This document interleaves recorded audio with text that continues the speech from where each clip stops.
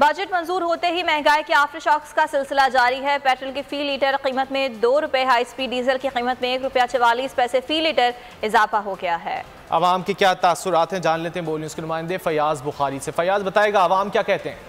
114 रुपये फी लीटर के करीब पहुंच चुकी है, जबकि अगर डीजल की बात की जाए तो उसमें भी ₹1.5 का इजाफा कर दिया गया है और ₹1.5 इजाफे के बाद जो डीजल की नई कीमतें हैं वो 114 रुपये से भी तजावुज़ कर चुकी है। जबकि शहरी जो है वो हमेशा से परेशान दिखाई देते हैं, पेट्रोल का रोना रोते दिखाई देते हैं। मजीद हम लोगों से भी जानते हैं, आप ये बताइएगा पेट्रोल महंगा होने से कितनी परेशानी होती है? परेशानी कोई बचत ही नहीं हो रही है, जो तनख्वाहें हैं कम में बड़ी नहीं है, जाते आते हैं पेट्रोल में सब पैसे लग जाते हैं।